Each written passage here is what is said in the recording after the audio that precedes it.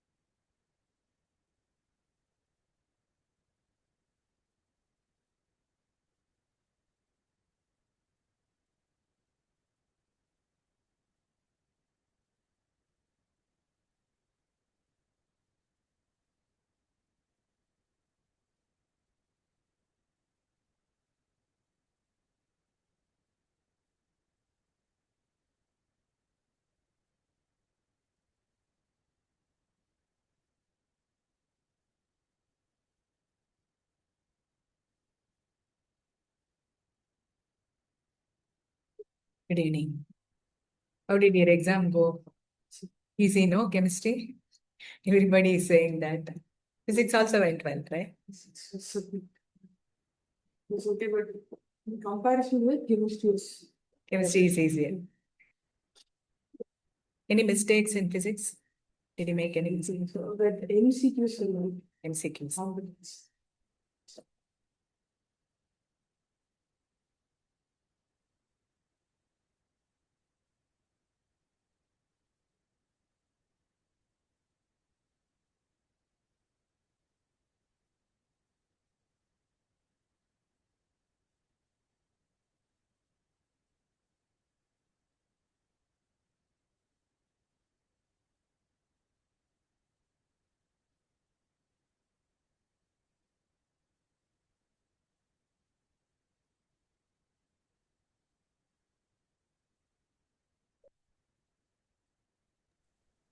Good evening, ma'am.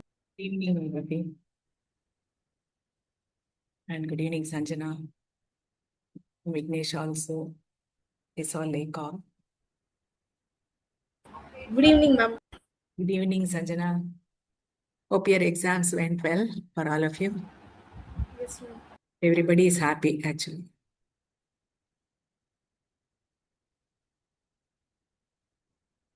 Okay, let's prepare in the best manner possible for math exam. So irrespective of the difficulty level, you can write it well. If it turns out to be easy, it's fine. But if it turns out to be difficult also, let us face it in the best possible manner. Okay, so the revision classes will be aimed at making any paper easy for you. Okay, so that is the idea with which I've started this. So let's do some higher order problems. Good evening, ma'am. Good evening, Pranav.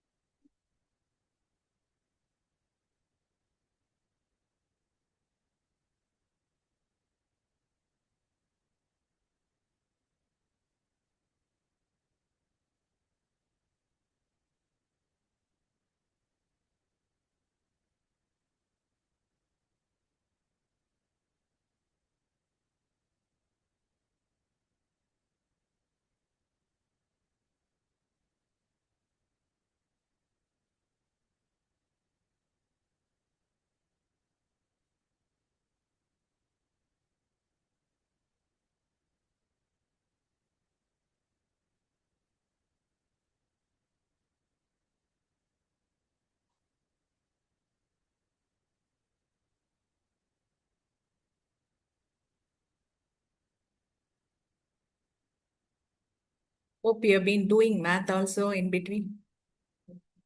No. Okay.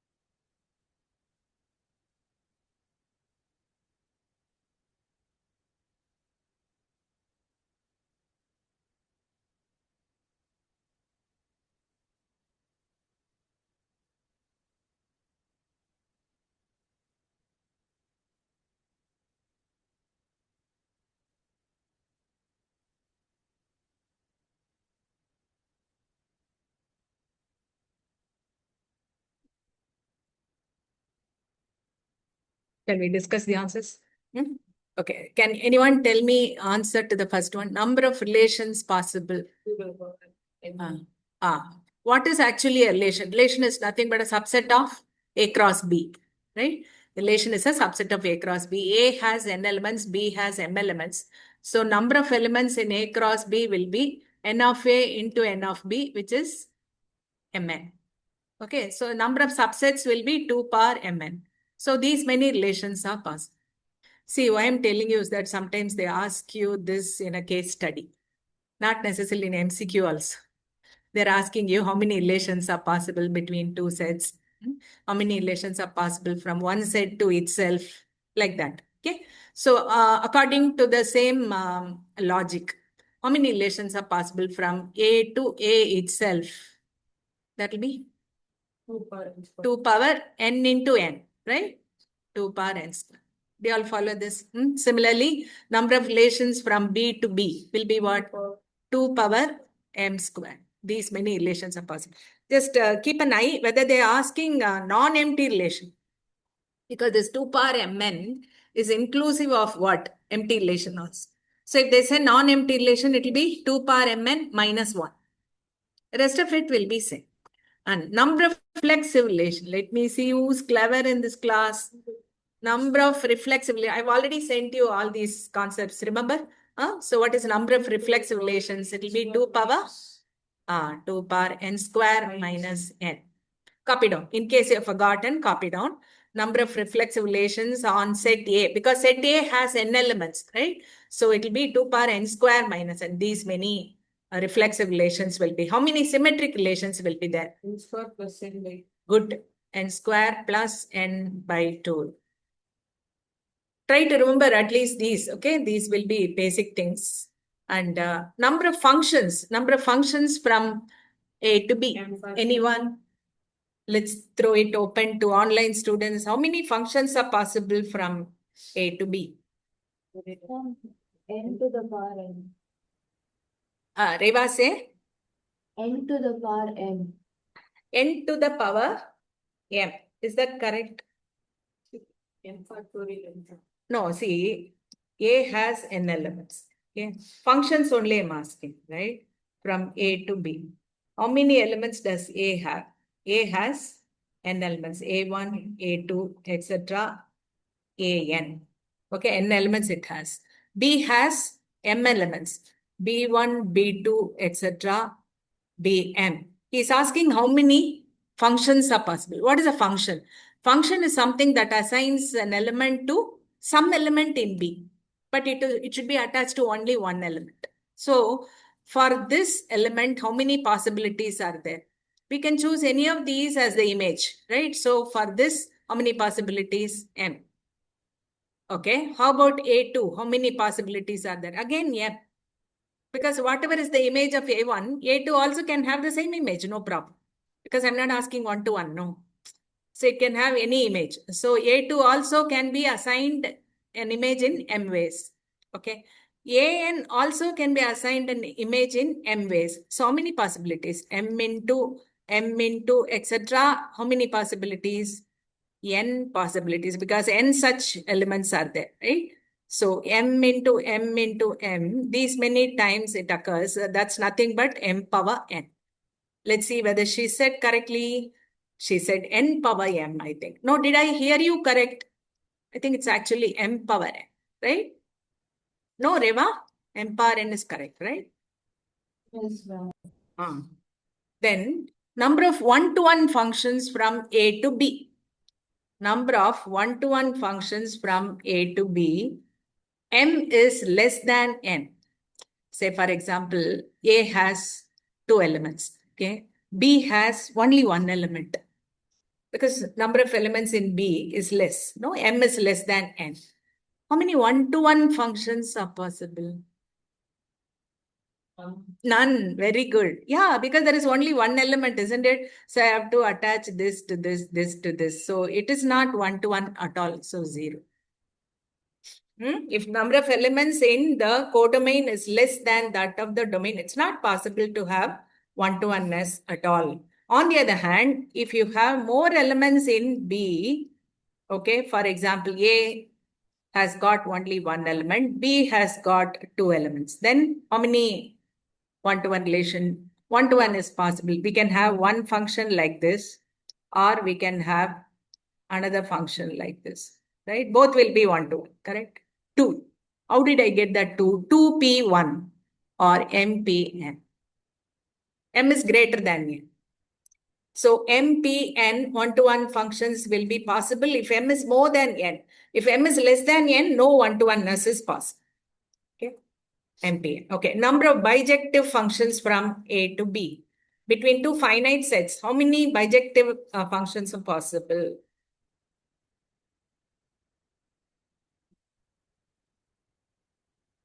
If number of elements in A is not equal to number of elements in B, it is immaterial, which is more, which is less. We are talking about inequality. Number of elements in A is not equal to number of elements in B. Is it possible to establish a bijection? See, we have already seen that when number of elements in B is less, no one-to-oneness is possible. If the number of elements in B is more, then no on-to-ness is possible. Okay, so that means it's not possible to have bijectivity if number of elements in both is not same. On the other hand, if both the elements are same, then how many bijective functions are possible? Anyone? Online students? Suppose both m and n are equal, then it is possible for us to establish a bijectivity between A and B. But how many bijective functions can be possible?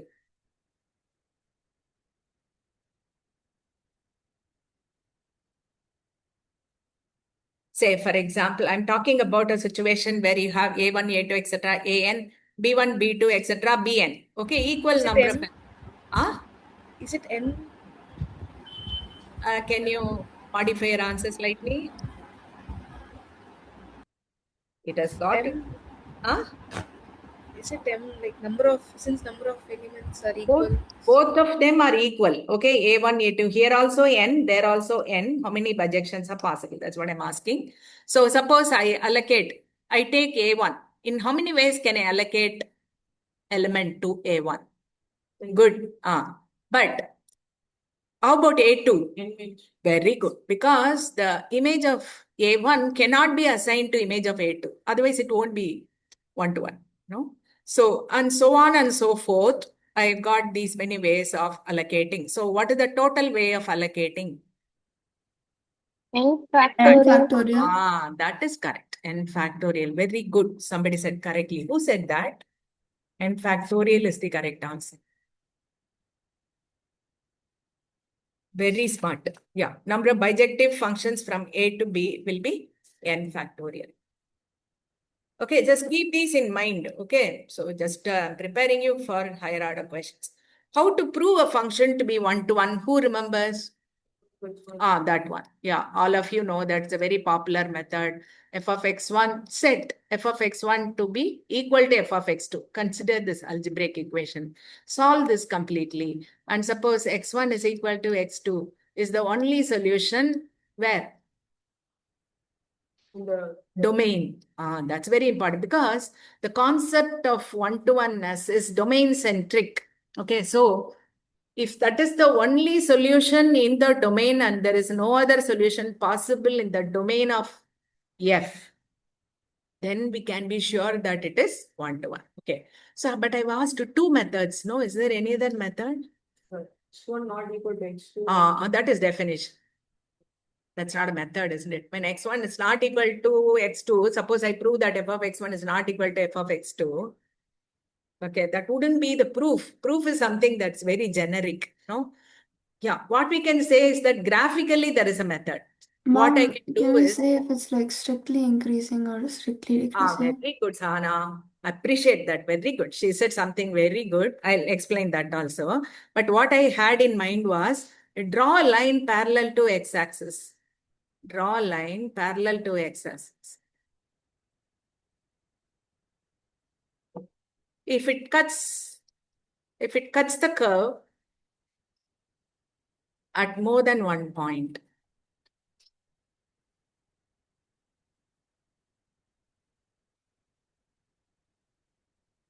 it is not one-to-one.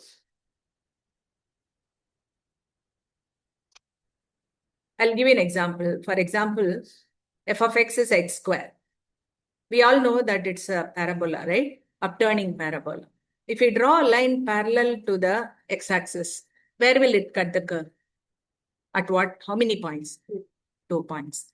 Establishing what? It's not 1. Not 1 to 1. Why is this happening? Because this point is some 2, 4. This point is minus 2, 4. Minus 2 and plus 2 have the same image.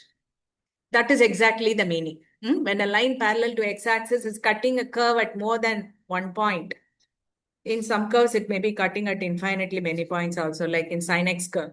Sin x is a wavy curve, right? If you draw a line parallel to the x-axis, it will cut it in infinitely many points. So establishing it's not 1 to 1. Okay. So it's not 1 to 1. And there is another method of fixing, like Sahana said something very interesting. What she said was, if f is increasing, if a function is increasing, then f will be 1 to 1. But the converse is not true. If the function is 1 to 1, it need not increase. But if the function is strictly increasing, or if the function is strictly decreasing, then it will be 1 to 1. That's another, in the domain, okay?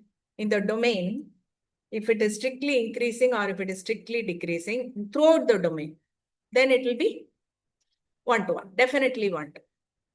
In the interval where it is 1 to 1, where it is increasing, it will be strictly 1 to 1. The converse is not true. That's why I didn't mention it. Then, how to prove a function to be onto? Who remembers? We can find the range of the function. Very good. Find the range. Range is nothing but, what is range?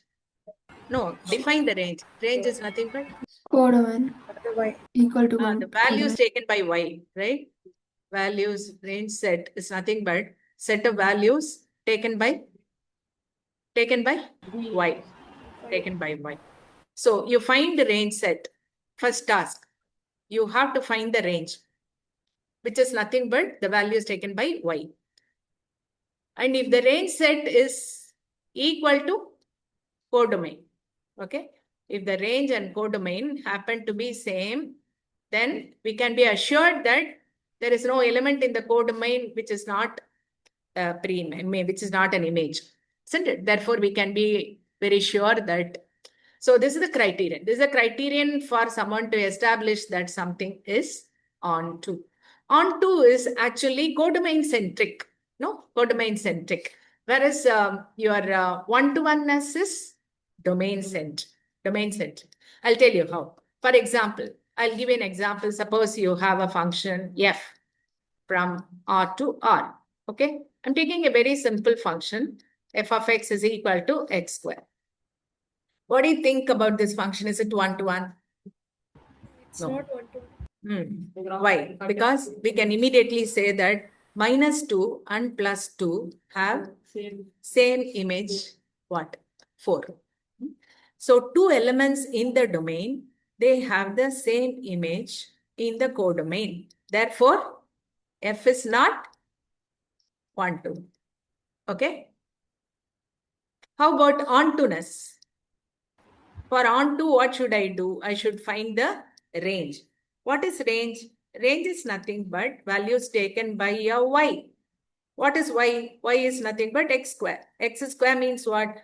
What is x? X is a real number. So square of a real number is your y.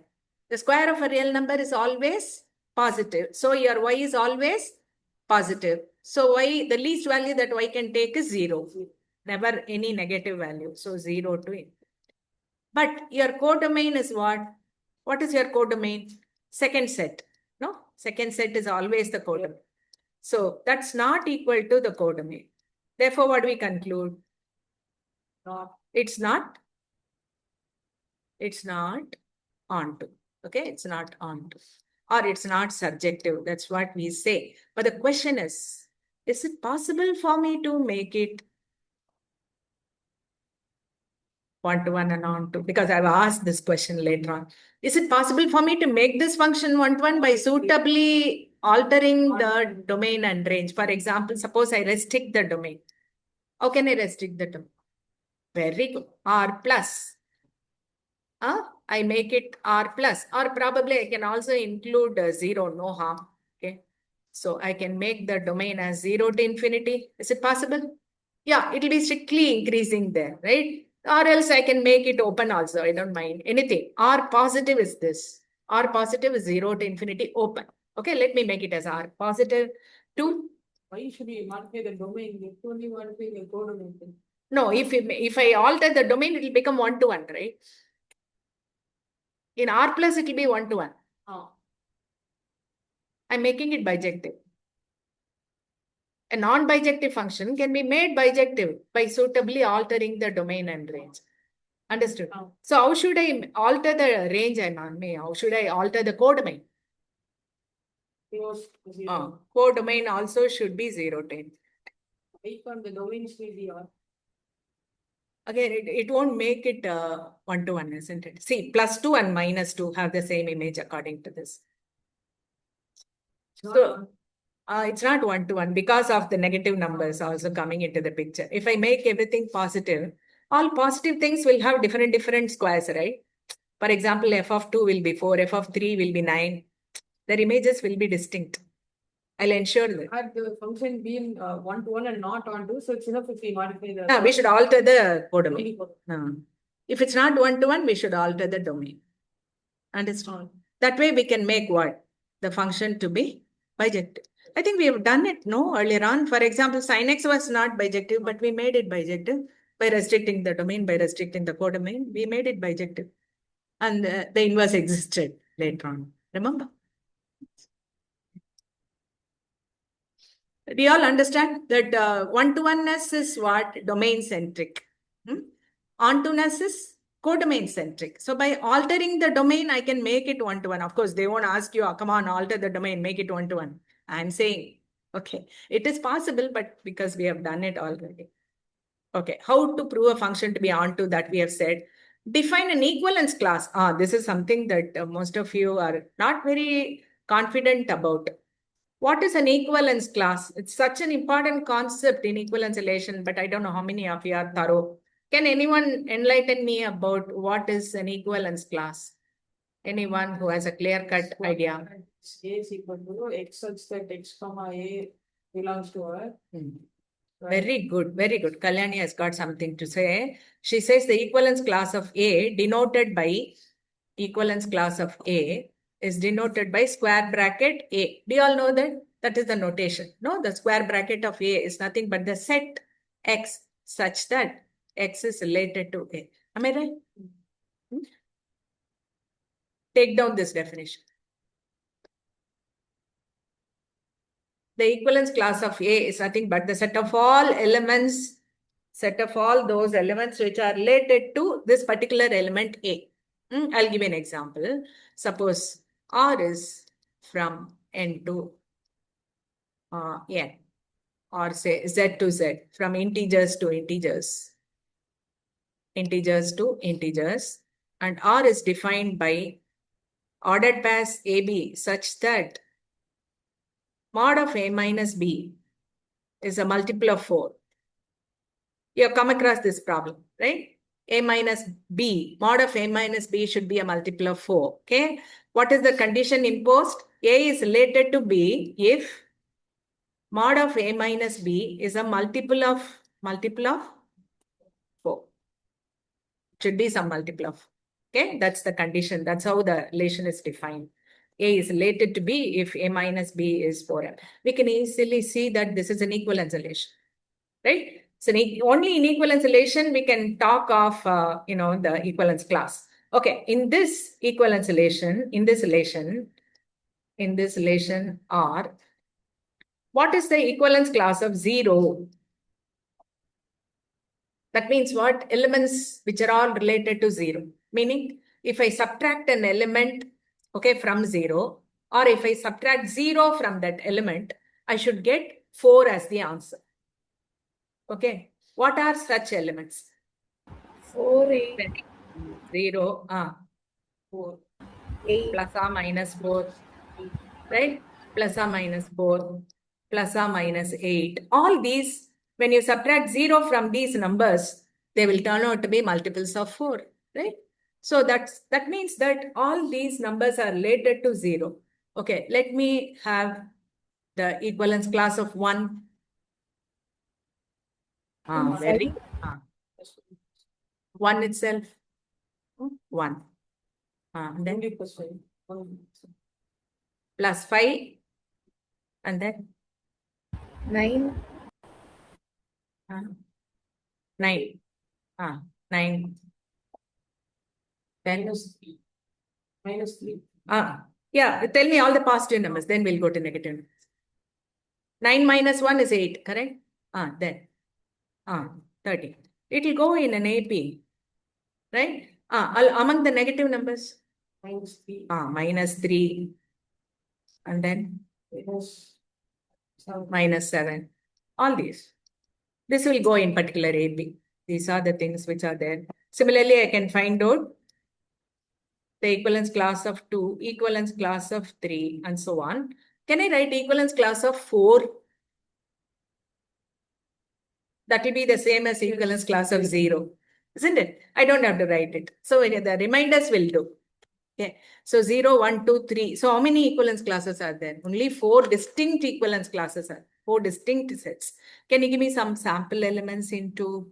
Because when you subtract something from 2, it should become a multiple of 2. So give me an example. It should become a multiple of 4. 2, 2 minus 2. Then 6. Add 4 to it. 10, 14, and so on. Can you give me some negative values? Minus 2. Minus 6, and so on. It will go in some other kind of AP. Then next for 3 itself, then 7, 11, 15, and so on. Negative values.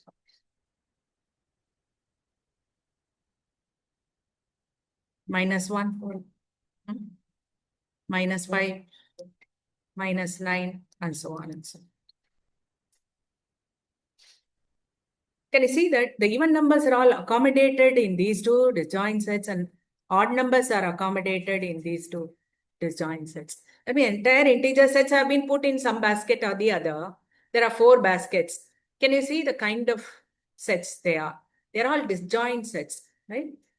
They're all disjoint sets. So this is what you have to remember.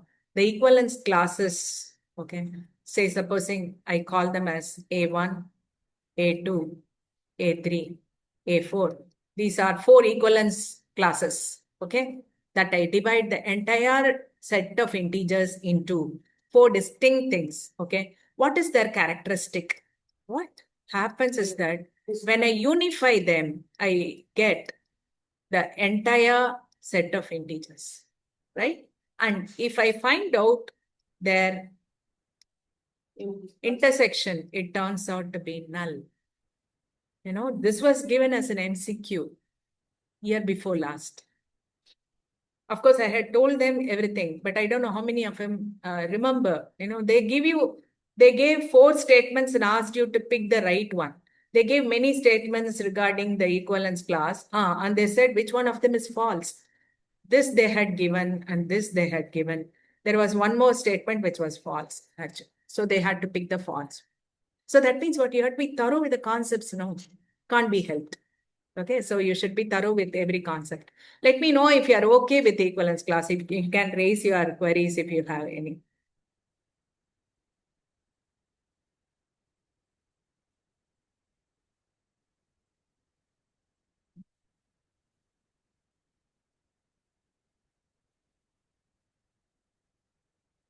Did you understand what is an equivalence class?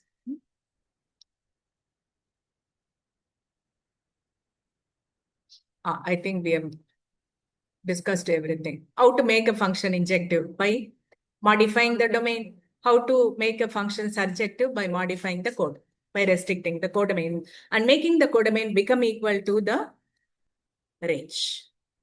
Okay, let me know if you can see this, otherwise I can magnify it for you. Together, let's do and do as many problems as possible. My idea is to finish at least 50 problems today. So let's see if that can be done. Okay, can you just say, just by considering it, can you say what is the smallest equivalence relation? Easy.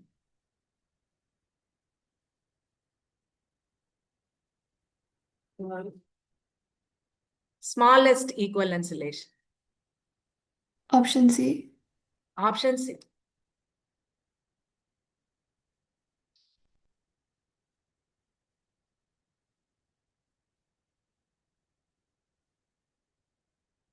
Next. Consider a set containing 5 elements. The total number of injective functions from A onto itself.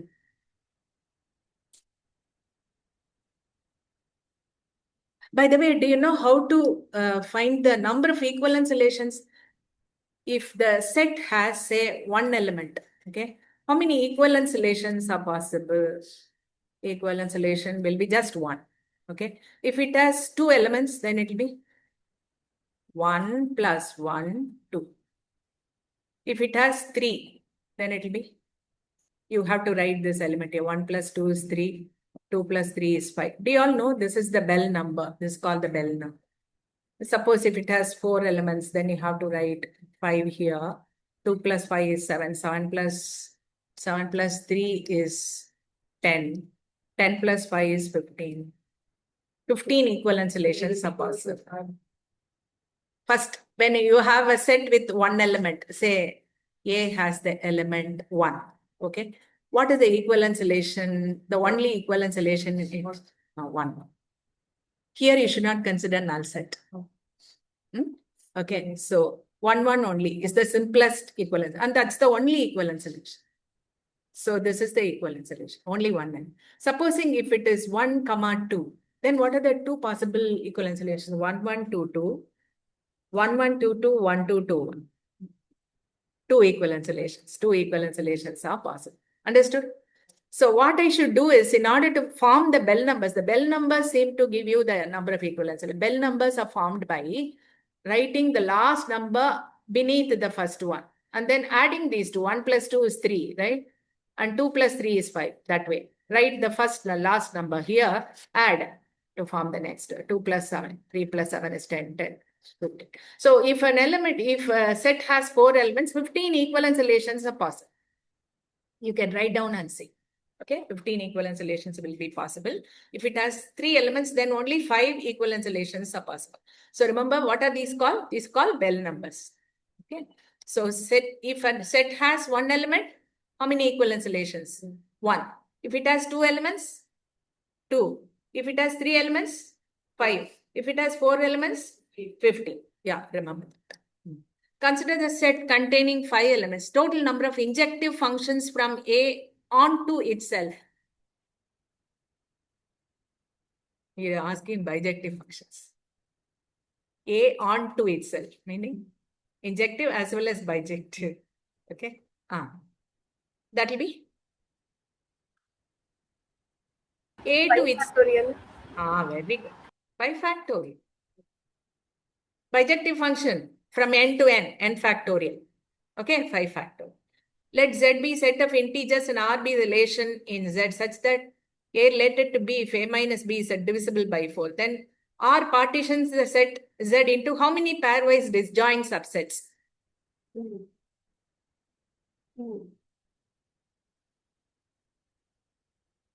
Oh, this will report. Yeah, we did it just now. Yeah, 4, because equivalence class of 0, equivalence class of 1, equivalence class of 2, equivalence class of 3. Only 3 possibilities. I mean, 3 reminders are there. No, up to 3 only reminders are there, including 0. So there are 4 equivalence classes. Okay. Suppose if it is modified as A minus B is a multiple divisible by 5, then it will have 5 equivalence classes. And they'll be pairwise disjoint. Don't be carried away by the word pairwise. Pairwise means total number won't be 2. So the nature of this is such that they'll be pairwise disjoint. Understood? No. Next. A is DOE. Then the number of relations on A cross A. How? How many relations are possible? Let me see who's clever. Wait. Let the online students say. Any online student? 8. 2 power 8. Wait, 2 power 9. This one. 2 power n square, no? We discussed it already. How many? Yeah, I think I told you already. From A to A. From A to A, how many relations are possible? 2 power n square. Okay. N is nothing but 3. Okay. N is nothing but 3. So 2 power 9. So it's correct. A has 2 elements. Okay. A has 2 elements. The number of relations on A cross A will be? A has 2 elements. N is 2. 2 power 2 power 4. Understood? No. empty. So minus 1. Non-empty. I'm sorry. Non-empty. I didn't see that. See? Very good. A has 2 elements. The number of reflexive relations. So first you tell me the formula for reflexive relation. 2 power Square minus n square. minus n. Very good. N square minus n. These many reflexive relations. But n is 2. So 4 minus 2. 4. 2 square. 2. Next. A has 3 elements. Number of symmetric relations. So it will be N stands for number of elements, which is 2. So when we have to write it, it will be 2023, 2023. And then 2024, 2024. Oh, you want to find out how those 4 come. Okay. So you can just have it like this. So A is equal to some 1, 2. Okay. How many reflexive relations can be formed? 4 reflexive relations you have to show me. Okay. So what is the first reflexive relation? Obviously 1, 1, 2, 2. This will be reflexive. Then one more R2. 1, 1, 2, 2, 1, 2. What is R3? 1, 1, 2, 2, 2, 1. What is R4? 1, 1, 2, 2, 1, 2, 2, 1. The entire thing. I'm not saying these are equivalence relations. Amongst these are not equivalence. These are only reflexive. Amongst these, first and last only are equivalence. Understood, no? So these many reflexive relations will be there. Anyway, we can't deny that these are reflexive, right? They are reflexive. Right? So reflexive relations will be, just remember the formula, 2 power n square minus. You don't have to painstakingly arrive at them, right? How many symmetric relations are there? What is the formula? Who remembers? 2 power? 2 power n square plus n by 2. Very good. What is n here? 3. 3. What is 3 square? 9. 9 plus 3? 12. 12 by 2? 2 power 6. 64. Very good. Let A be the set of the letters of the name of our country. India. I-N-D-A. Oh, it's a clever question. I should not come again. Okay, repetition has no meaning in set. Then find the number of reflexive relations. Formula? Reflexive relation formula 2 power n square minus n. What is n? 4. 4 square. 16 minus 4. 2 power 12.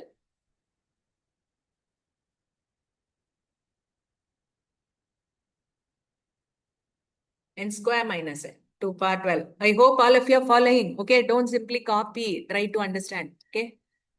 A is such that x square is less than 3. X is a whole number. Come on, tell me.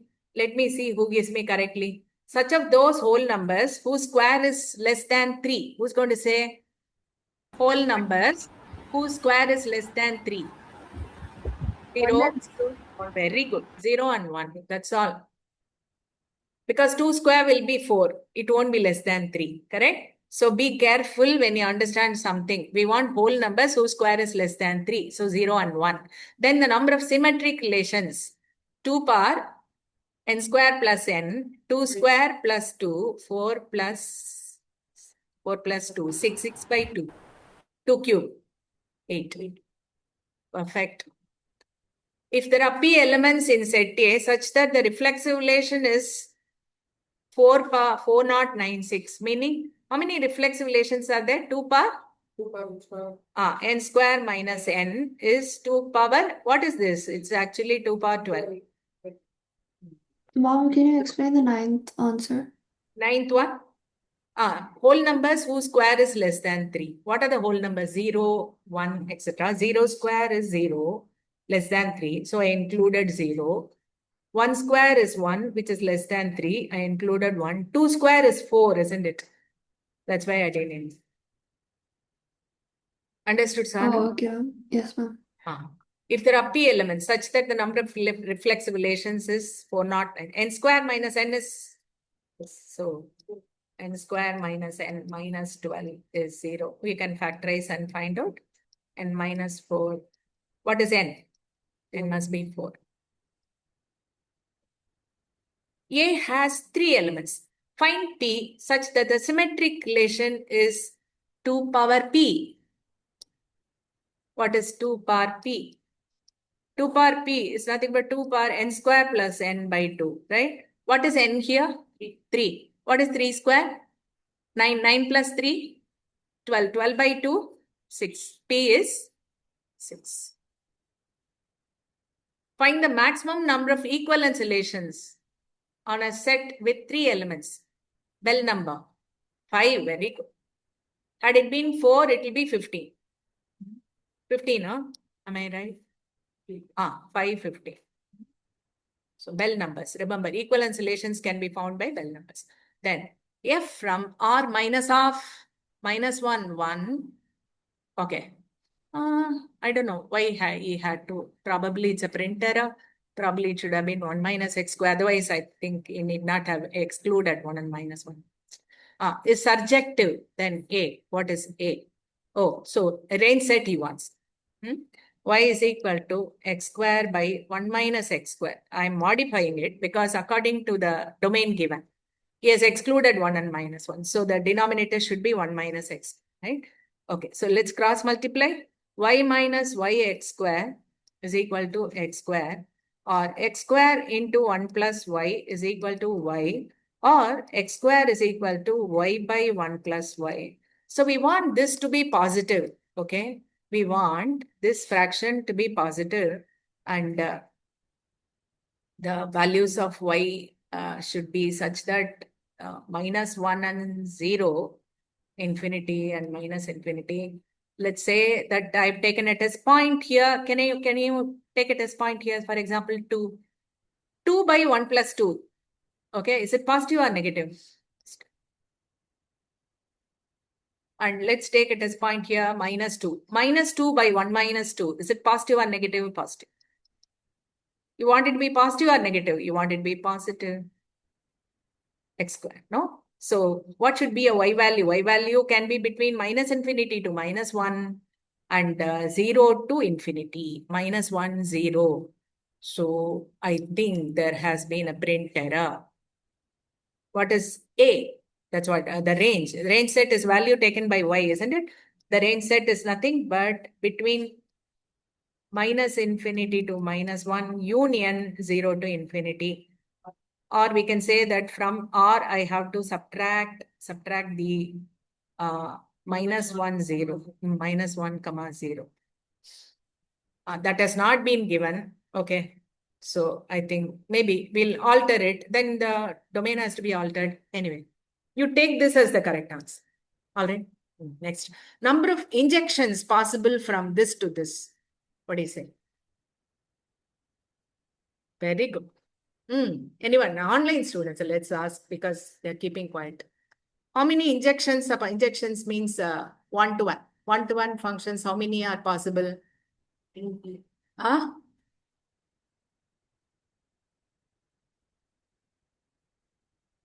Number of elements in B is less. So? 0. Very good. 0. Very good, Sahana. All of you understood? If elements in B is less, number of injections will be 0. Number of one-to-one functions that can be defined from this to this is, so that means number of elements in B is more. isn't it? I don't know how many elements are there. So MP4. That is the number of number of injections, right? MP4 is 5040.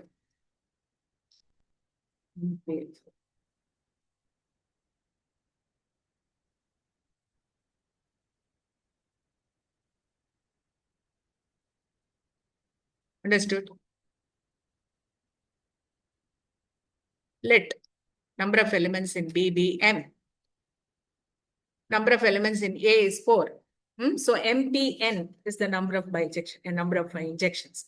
So MP4 is 5040, but 5040 can be expressed as a continuous multiple of 4 numbers. That means it's nothing but permutation. Right? So permutation of 10p4. This is nothing but 10p4. So shows that M is 10. Then function f from R to A defined by f of x is 3 sin x plus 4 cos x is surjective. Meaning, surjective means what? Onto. Okay. So f of x is 3 sin x plus 4 cos x is given to be onto. What is the condition for onto? Who remembers? When is a function onto? Range is equal to Range is codomain. equal to codomain. That means he's asking what is the range of this? Because he's asking what is A, right? The second set should be the range. Can anyone tell me what should be the range of this function? Of course, this is not a proper function. We can make it a proper function by writing like this. 3 and 4 are, 2 Pythagorean triplets. So, two of the Pythagorean triplets. Third one should be 5. I know that this is some sine of x plus alpha. And sine always ranges between -1 and +1. So f of x will range between -5 and +5 here. Understood? So express it as a single function, then it should be possible. Next one. The part of the graph of non-injective function R to range defined by f of x is equal to x square minus 2x plus a is given below. The domain of f of x is modified as either minus infinity to b or b to infinity. Then f of x becomes injective function. What must be the value of b minus a? Yeah, I like this question. But first of all, can anyone guess what is a?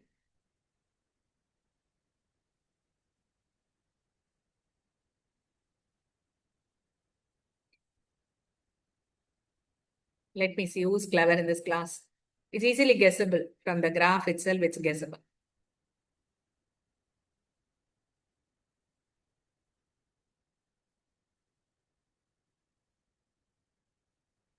Can you all see or should I zoom it? 3.5. Which is 3.5? A1. Oh, ma. Okay, can someone answer me when x is 0, what is f of x? Where does the curve cut the y-axis? Very good. Can you all see? Open your eyes and see. It cuts the y-axis at what point? 0, -5. When x is 0, y is -5. So when x is 0, y is -5.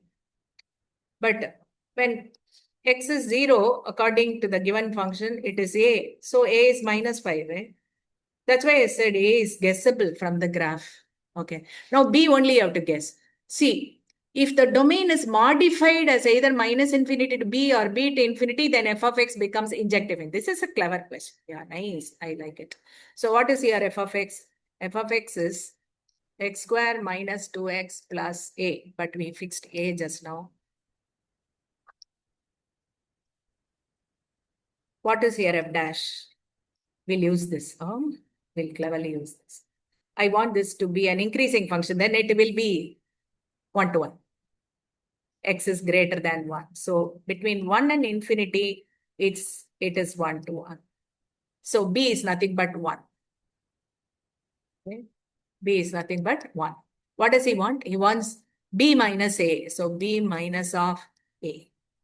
Which of the options? Oh, here. 6. Did anyone understand this problem? Otherwise, I can show you your method also. Usually, how do you find out whether a function is one-to-one or not? What is your f of x? I'll tell you another explanation if you don't understand this. X square, is it minus 2x or plus? Minus 2x and minus 5. A was minus 5. So let me test its one-to-oneness. Obviously, he's saying it's non-injective, right? So we must be having some problem. Let's see what that problem is.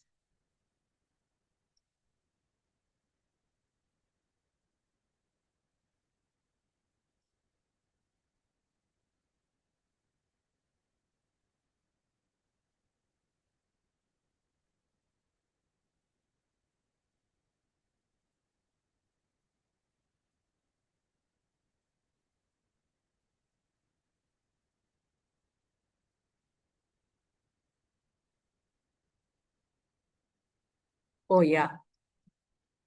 We have a problem, definitely, because we seem to have two solutions.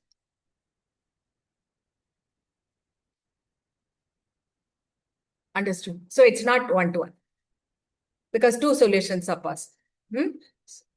So for such of those values where x1 plus x2 is 2, the function is not going to be one-to-one. For example, what is f of 0?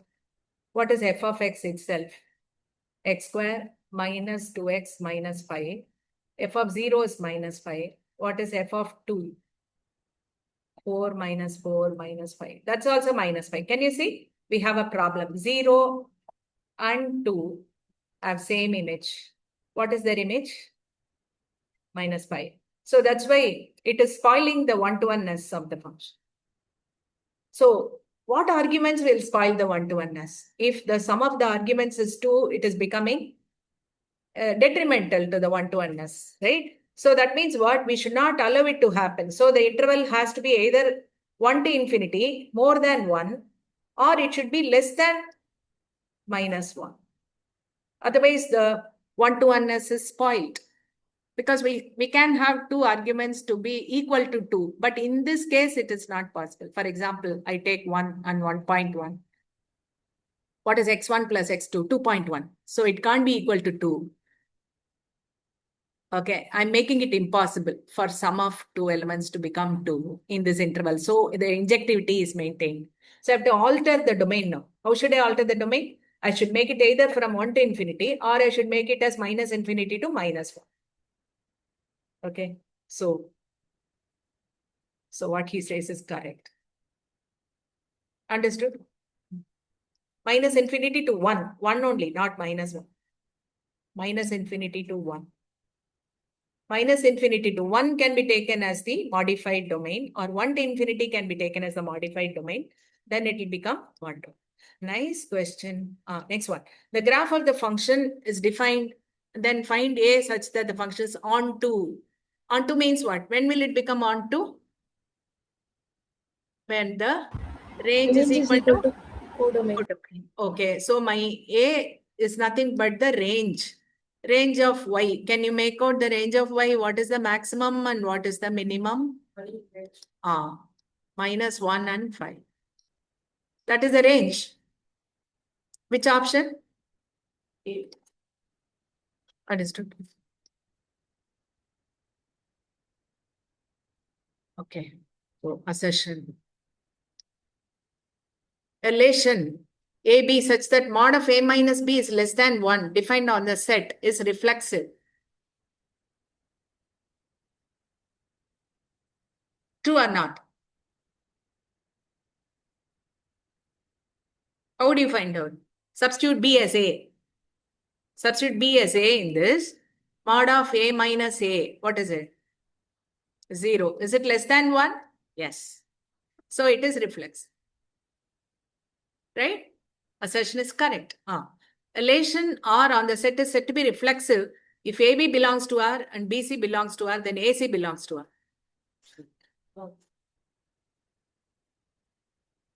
Next. Function f from R to R. F of x is equal to mod x is 1 to 1.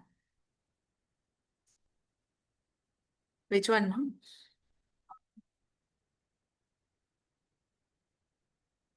Mod x is 1 to 1. Do you all agree? Oh, No. Why? using a Can you give me a counter example? Online students, they are all very silent today. I don't know.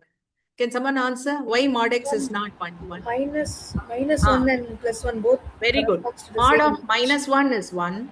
Mod of plus 1 is also 1. So minus 1 and plus 1 have the same image. Therefore, it's not 1 to 1. Wrong. Obviously, this has to be. Which option? D. Understood. Another reason why mod x, I would say, is not 1 to 1 is that what is the shape of mod x? V. If I draw a line parallel to x-axis, it will cut it at 2 points. So it wouldn't be 1 to 1. If you can visualize immediately, you'll be able to say that it's not 1 to 1. Okay. Of course, she gave a very good counter example immediately. Then A is ABCD, and this is this. Show that F is 1 to 1 from A to A. Something that is as obvious as this.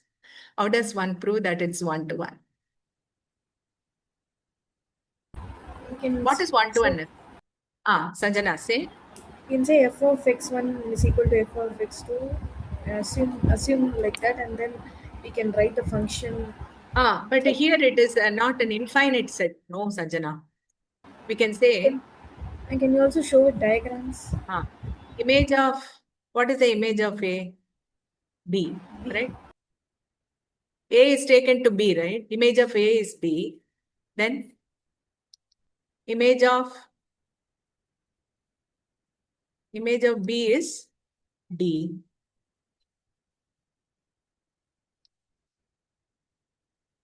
We can easily prove it this way. Image of C is A.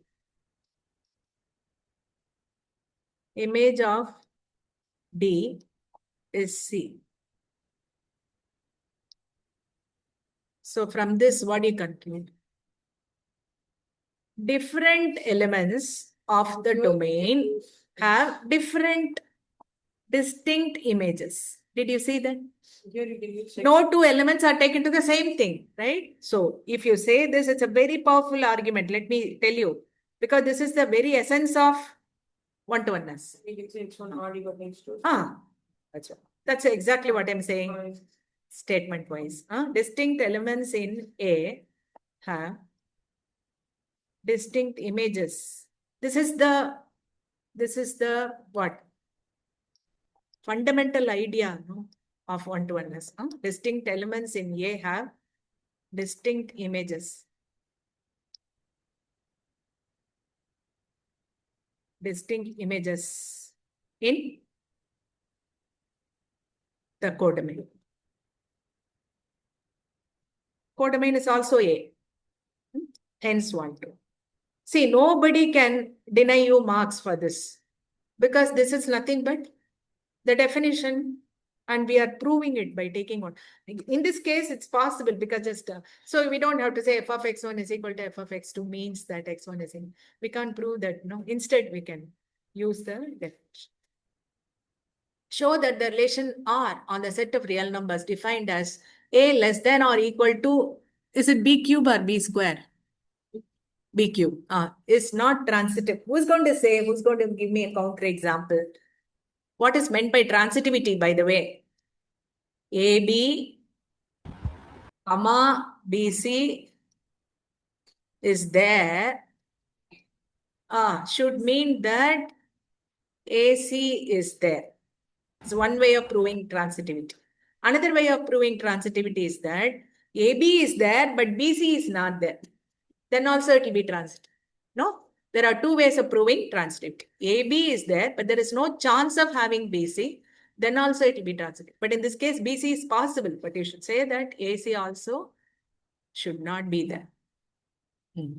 Okay, can you give me a counter example like that?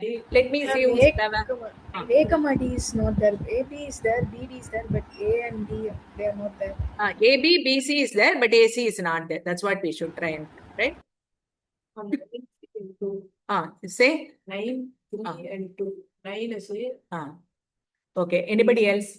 Let the online students open their mouth and say something. Not Sanjana, somebody else. Anybody else? Should I point out somebody? It's easy. You have done it any number of times. Who's ready? Reva, can you? Or anyone, Alisha? I see so many. Sanjay, can you try? Any counter example? Yoganand? Try, participate. Only then you will be able to write very fast in the exam. Some counter example.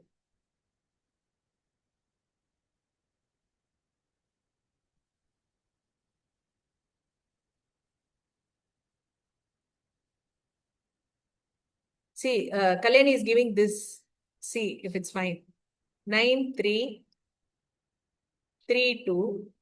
They belong to R, but 9, 2. Very nice. Simple example. Do you all agree? 9 is less than 3 cube. Right? So 9, 3 belongs to R.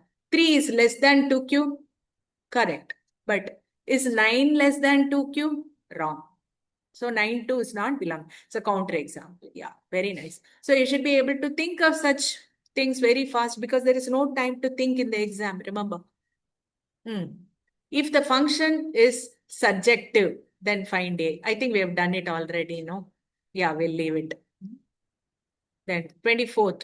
Give an example to show that the union of two equivalence relation on a set A need not be an equivalence relation on A. Note that the union of two equivalence, will take a very small example. 1, 2, 3 probably. Union of, nice question, by the way.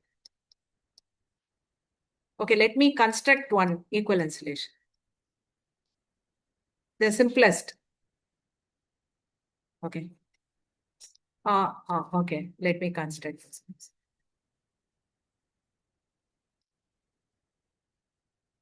Let me construct another equivalence relation.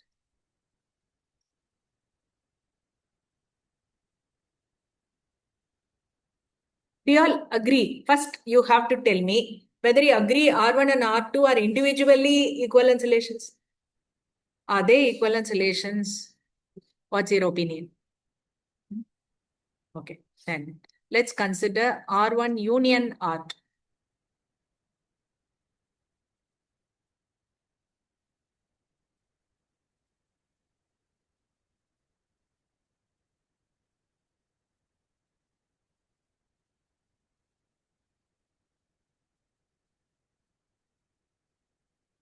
Let me know from you whether this is equivalence or not. This is my question. I want online students to answer. If you feel, Nivedita, can you try? I know you can answer this. We are convinced that this is equivalence, right? This is equivalence. This is also equivalence. I want to know whether their union is equivalence. 2, 1, 1, 3 is there, but 2, 3 is there. Wait, let them say. I think all of them have pair of eyes there. Sai, can you try? Anyone? Sana. Mom, it is equivalence. About transitivity. Check thoroughly and say.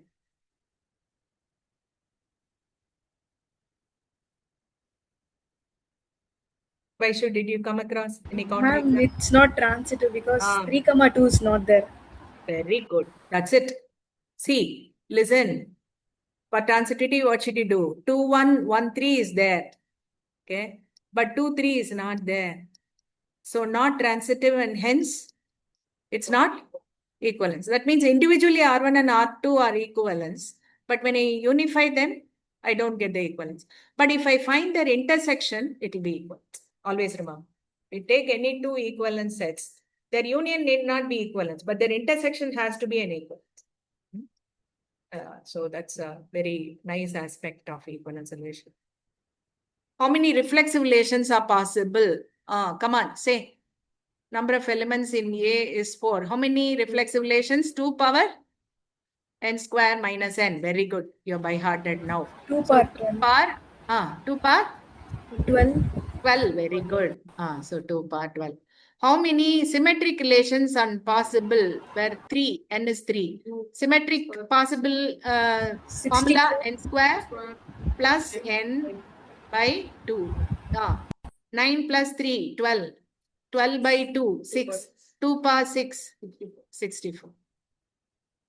Next, W denotes the set of words in English dictionary. Define the relation R as XY belongs to W cross W. What is W? Words. Okay. Such that XY has at least one letter. X and Y have at least one letter in common. Show that the relation is reflexive and symmetric but not transitive.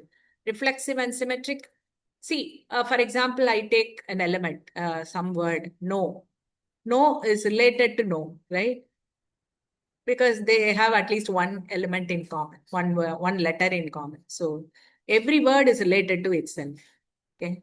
So suppose yes is related to toy because they have one letter in common. Toy will be related to yes. Correct? Understood. Now I should show that two words are related. No is related to in. In is related to without these two. Say something. In is related to it. In is related to it. But no is not related to it. Understood? Simple example only. You can, of course, you can give cleverer examples. All right. I know you're all very clever. So I'm just thinking of some 3 things. So they should have at least one letter in common. Then they'll be related. But this no and it, they don't have anything in common. So they're not related. So it shows what? It's not transitive. However, it will be symmetric and so if they ask you any example, try and remember. This is symmetric and transitive. Similarly, less than or equal to. That will be reflexive and transitive, but it won't be symmetric. Something like that you try to remember. Show the relation R in the set of real numbers defined as AB such that A is less than or equal to B square is neither reflexive nor symmetric. Come on, give me counter example. How A is less than A square is false. Who's going to say? Online students, come on. Here the students are saying everything. You are keeping quiet. A must be less than A square. It should be false. Half less than half square is false. Okay. Therefore, half comma half is not there in R. Therefore, it's not reflexive. So because even if one element is not adhering to it, it's not reflexive. That's how powerful it is. Counter examples are so powerful. Okay, who is going to say counter example? Ma'am, 1, 2 belongs to R, but 2, 1 doesn't belong to R. Very good, Aditi. 1, 2 belongs to R because 1 is less than 2 square. Okay, but 2 is less than 1 square is false. Therefore, it's not symmetric. Very, very sweet counter example she gave. Very sweet and simple. Very nice, Aditi. Then consider the function f r plus to 7 infinity, open 7 infinity, f of x is 16x square plus 24x plus 7, where r plus is the set of all positive real numbers. Show that the function is 1-to-1 and on-to and both. Nice. Let's take. It's a very good potential candidate for 5-mark question itself, but he has given it for 2 marks. F from r plus to 7 infinity. Can somebody tell me what is R plus according to you? What is meant by R? Only positive real numbers. Positive real numbers. Okay, can you tell me in terms of interval? Open 0, open infinite. Okay, try and understand this. 0 is not there in R positive, right? Open 0, open infinity. So your F is defined on this. Remember, this is its domain and it is codomain. What is the codomain? Domain is this, right? Domain is this. And codomain is what? Codomain is 7 infinity. Open. Obviously, x is not taking 0, y won't take 7. Right? Because only when x is 0, y is taking 7. If x is not taking 0, y won't take 7. Obviously. Understandably. Okay. Then R plus the set of all positive real numbers. Okay, we know that. Show that the function is 1-to-1 and on-to and both. Okay. So Let us test it for one-to-oneness. F of x1 is equal to f of x2. I know you will do much better than me. So come on. 16x1 square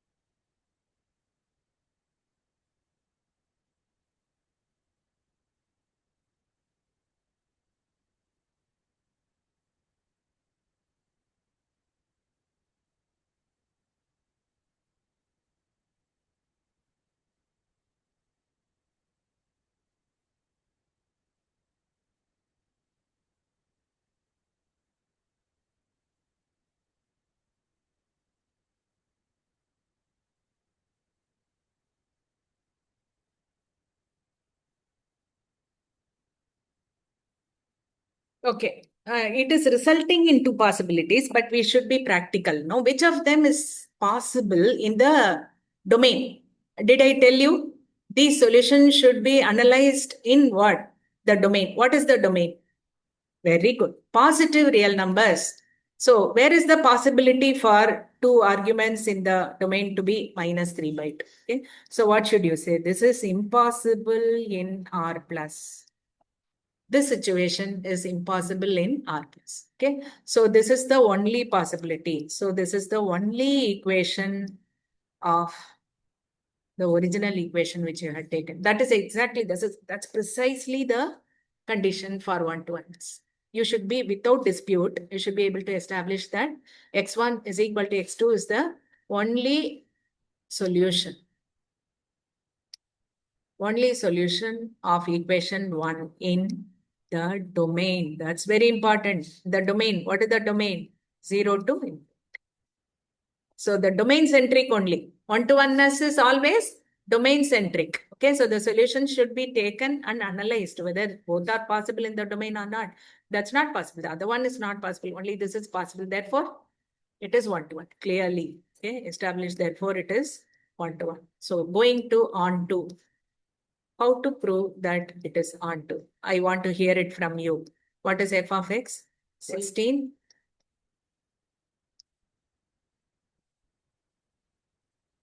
16x square plus 24x. 16x square plus 24x plus 7. Anyone?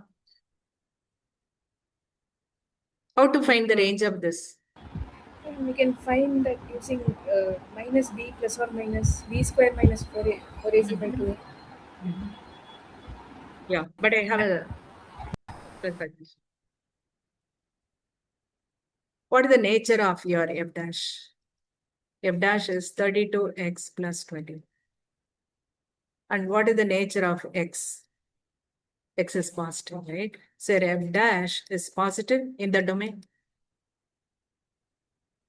That means what? Range will be according to the least values of minimum value of y will agree with the minimum value of y. Minimum value of maximum value of y will agree with the maximum. That can be assured for increasing functions. Increasing functions will ensure injectivity. Not only that, see, that's the other reason why it is actually injective. We can say that, but your book won't agree. So I'm not saying it. Any increasing function. Okay. So it can be shown to be, it is injective, so it will be increasing. Okay. So it is increasing. So increasing nature is such that the least value of x will fetch the least value for y. Okay. That means what? When x belongs to 0 infinity, your f of x or y will belong to, that is only because it is increasing. Okay. Implies y belongs to 7 and 8, which is nothing but range. Range is Nothing but values taken by y, right? So 7 to infinity, which is nothing but the codomain, right? So we don't have to, because he has given only 2 marks, why should we slog?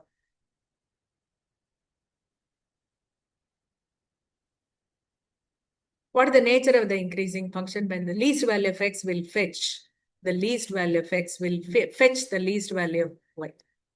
Understood? When x is 0, y is 7. So that will be the least value of y. So 7 to infinity will be the range. Range is nothing but codomain, and therefore, what? It is onto. Right. Therefore, it is onto. Already it is 1 to 1. Okay. Now it is shown to be onto as well. Therefore, the function is both 1 to 1 and onto. Therefore, it is finite. Understood? Okay. Because we have given due respect to the problem to the extent that it gives us marks. That is it. Next. Okay. Let L be the set of all lines. A relation is given by L1 and L2 intersect exactly at one point. Then show that the relation R is symmetric only. Will L1 and L1 intersect at only one point? Will a line intersect with itself at only one point? Is it possible? A line with itself intersects at how many points? Infinite. Points. Yeah. So you should say that L intersects L at infinitely many points, not at a single point. Okay. Infinite points. Therefore, L is not related to L. Therefore, it is not reflexive. Okay. Then symmetry, L1 and L2 intersect. So L2 and L1 intersect. So that is symmetric, obviously. Then how would you prove that it's not transitive? L1 and L2 intersect at a unique point. L1 and L2 intersect at a unique point. L2 and L3 intersect at a unique point. But L3 and L1 and L3 are parallel. So they are not intersecting. They are not even intersecting at a single point. They ought to be parallel, no? Unless and until they are skewed. They are, I think, lines on a plane, right? Yeah, yes, given it already. So they're not skewed. So there can be a situation where L1 is actually intersecting L2 at a point. L2 is intersecting L3 at a point, but L3 and L1 have got no intersecting point because L1 and L3 are parallel to themselves. Okay, so it's not transitive.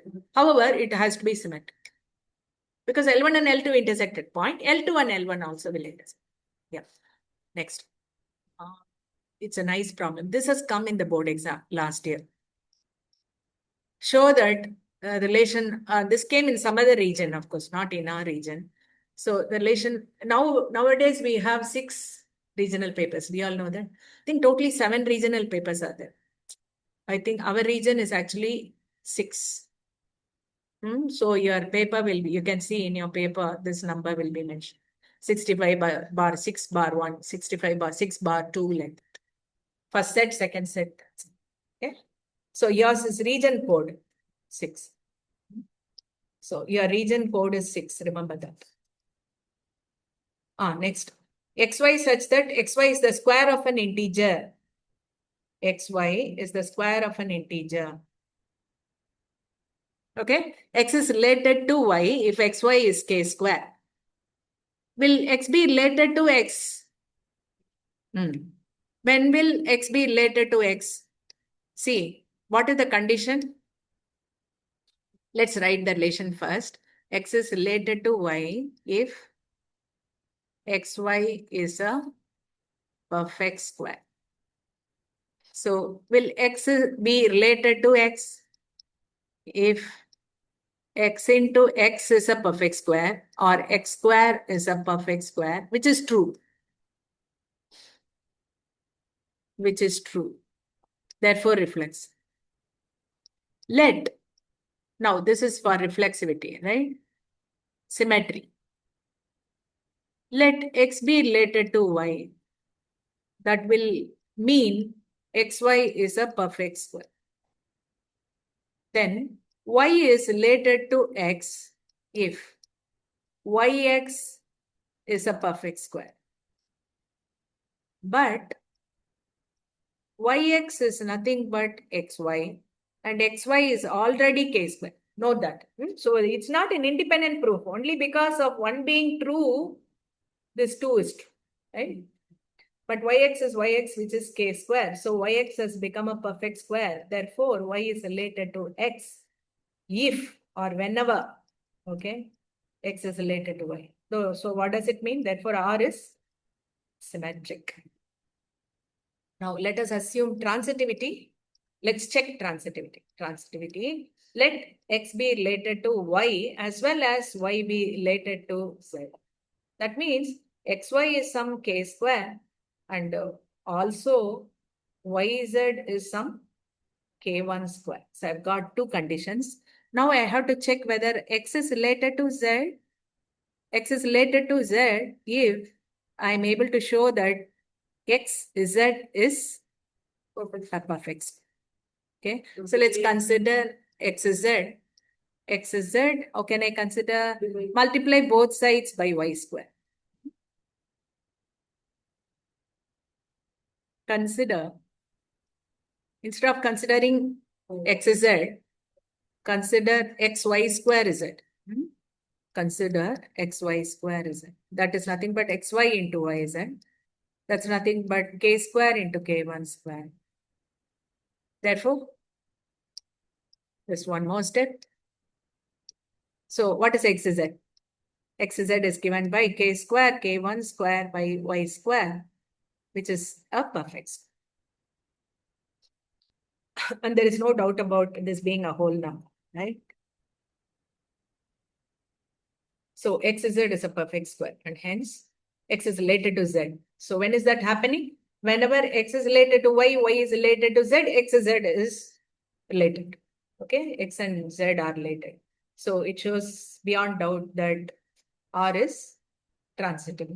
So it is, I've already told you, I've told you any number of times. Finally, what should you write? It is reflexive, symmetric, and transitive, and therefore, don't feel lazy like that. If you don't write that, be sure to lose marks. Okay, you should be alert. Next one. Are the following set of ordered pairs functions? If so, examine whether the mapping is injective and surjective. X is a person, Y is the mother of X. X is a person, Y is the mother of X. So when will some relation be a function? When the image of something, see, Y is the image of X, right? This image should be unique. Okay. Is your mother unique for you? Everyone has a unique mother. No, I'm asking for you. Is your mother unique? You are mapped to your mother, right? So your sibling also may be mapped to your mother. That's a different thing. But is your mother unique for you? Definitely, yes. So it's a function. But it's not one. It's not one-to-one. Okay, it's not one-to-one. Whether it will be subjective, not necessary. Not all ladies are mothers, right? Some prefer not to have children. Right?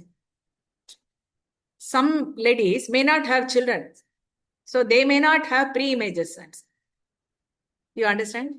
However, it's a function. So how to determine whether something is a function or not? The image should be unique. What is the image here? F of x is y. F of the son or daughter is the mother. That's what he is saying. Okay. So you should know whether mother is unique or not. Your mother is only one. You don't have two mothers, right? So you have only one mother. So when the image is unique, it is functional. And how to say whether it is one-to-one or not? F of the son is mother. F of the daughter is also mother, right? Both of them have the same image. Say you have an elder brother. His image is your mother. And for you also, you are the daughter. For you also, your mother is the image. That means both of you have the same image. Can't be helped. No? But that's not one-to-oneness. Because distinct things have the same image. So this can't be one-to-one. How about subjectivity? What is the range set for this? They're a set of all human beings, but not all human beings are mothers. Some ladies are not having children, right? So that means there are certain mothers, now we can't call them mothers, some ladies who are not, who don't prefer to be mothers. That's their choice. Okay.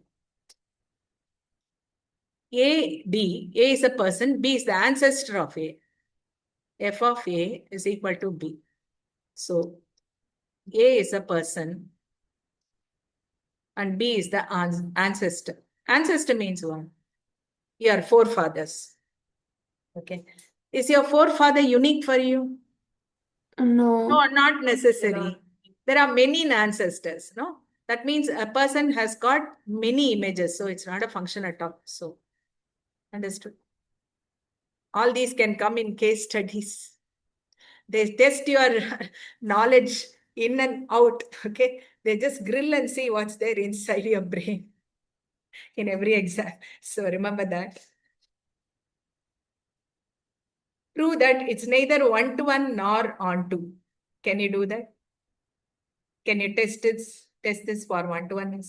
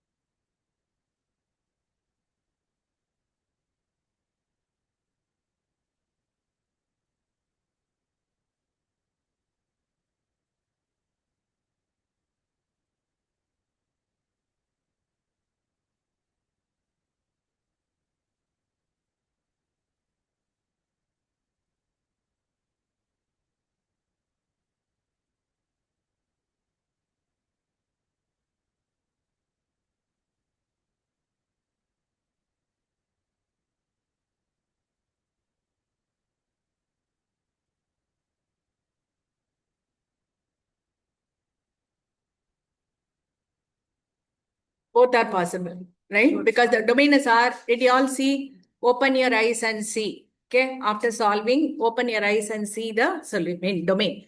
Domain is R. R is inclusive of what? Positive numbers as well as negative numbers. So both are possible. That means what? Call this as number one. Okay. The solution to number one will be 2 in number. Okay. Therefore, 2 solutions are possible. Therefore, it's not 1, 2. Not 1. Okay, let's go for the range. Y is equal to x square by x square plus cross multiply.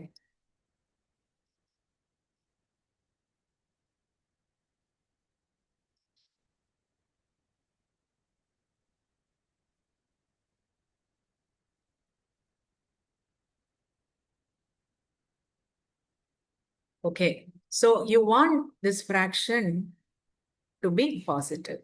Okay, we have a fraction here, right?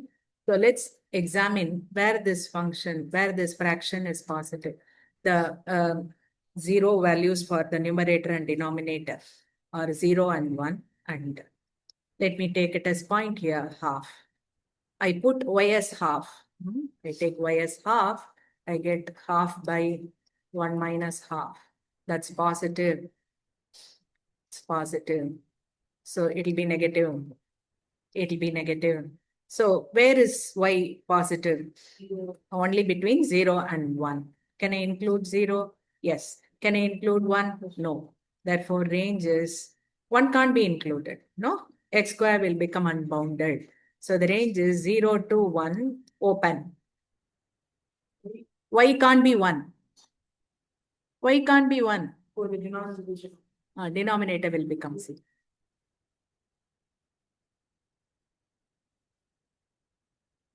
This is the range, okay. But what is the codomain? What was the codomain? Huh?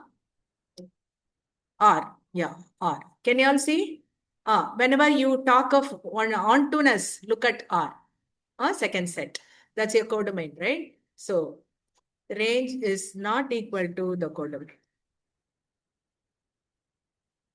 Therefore, not onto.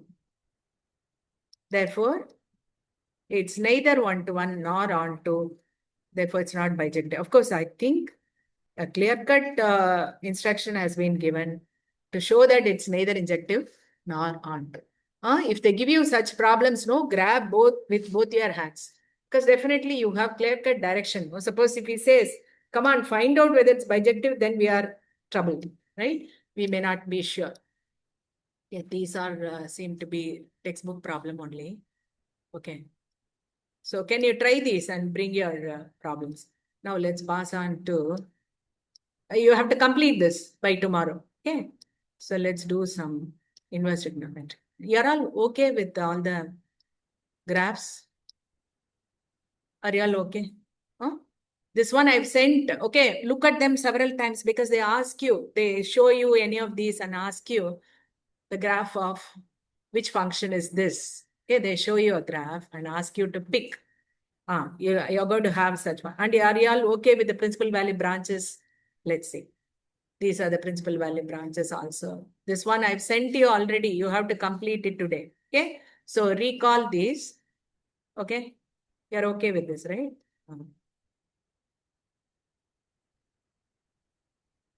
Let us do as and when we come across some problem. Let us see. Yes, given some interesting worked out examples also. Go through them. Now let's see. One more questions. Let's see how you take it. Now we have some. Let's finish some 20 problems. Come on.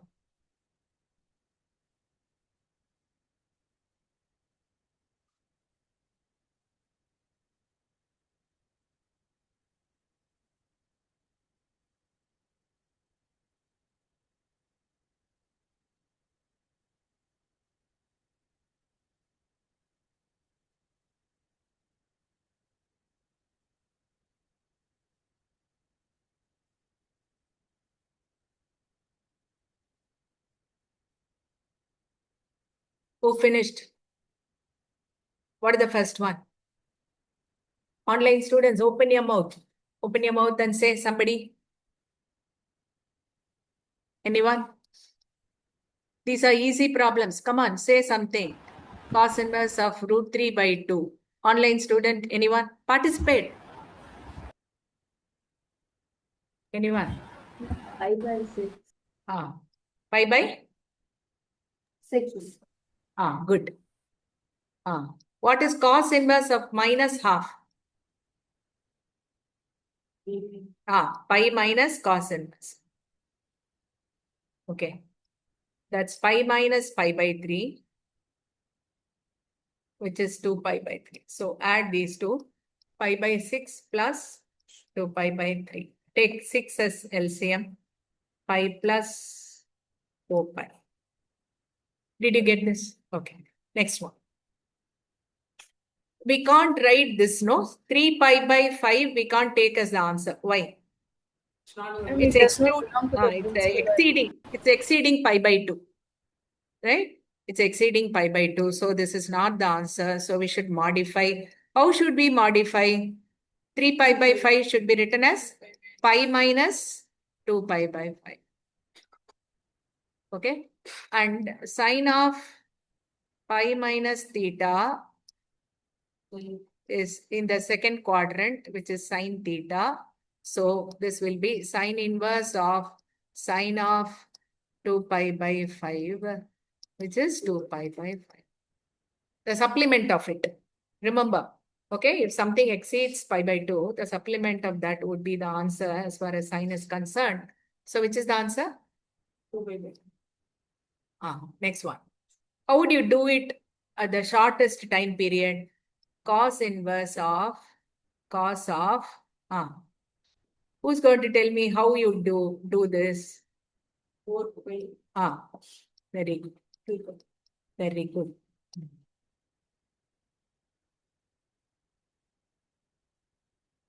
4 pi plus 2 pi by 3. So we know that it is coming to the first quadrant. That is nothing but 2 pi by 3. Right?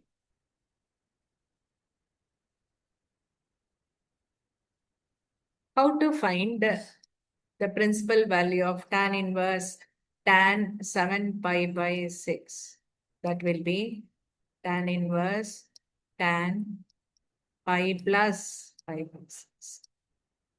Pi plus pi by 6 goes to third quadrant and tan is positive there. Tan of pi plus theta is tan theta. That is pi by 6. That is given to be equal to a pi by b. That means a is 1, b is huh? Tan inverse of Tan inverse of tan. tan of tan inverse of tan. Was it a thing? Tan of tan inverse of tan. Oh, there is another tan. Huh?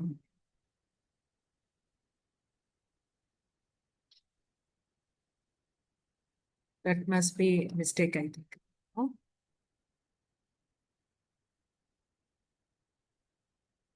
Is it okay?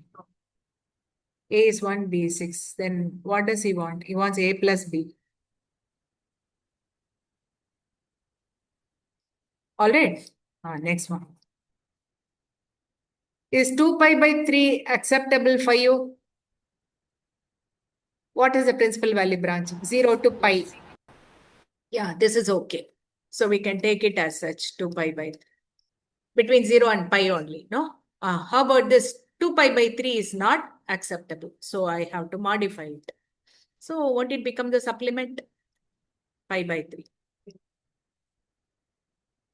For 2 pi by 3, supplement is pi by 3. So if I add both, I get 3 pi by 3. Or in other words, pi. But that is given to be a pi by 6. So a and b are 1.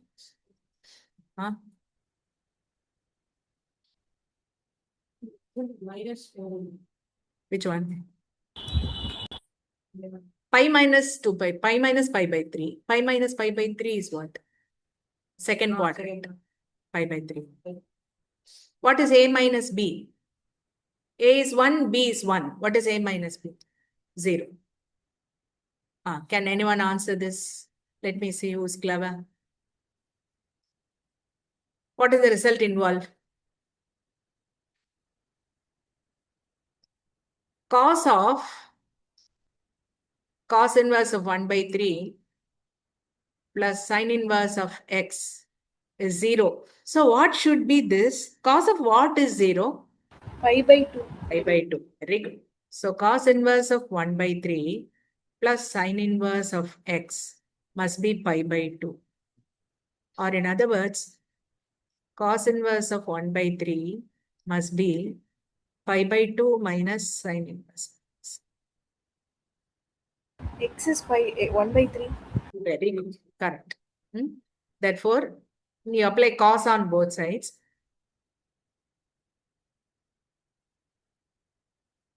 Or if you straight away realize pi by 2 minus sine inverse of x is cos inverse, job is finished. Or you apply cos on both sides, then you get it. Then also it's. But do you all know that pi by 2 minus sine inverse will be cos inverse? All of you know that? Similarly, pi by 2 minus cos inverse will be sine inverse. Pi by 2 minus tan inverse will be cot inverse. Pi by 2 minus cot inverse will be tan inverse. So these are all identities which you can remember. X is 1 by 3. But he wants, I think, 3x plus 1. What is 3x? 1 plus 1. Yeah. Next. Sine of something is 1. So what is that something? Pi by. Pi by So sine inverse 3 by 5 plus cos inverse of x is 5 by 2. Guess what? Guess what is x? Identity 3 by 5. Yeah, x is 3 by 5. Substitute here 5x minus 2.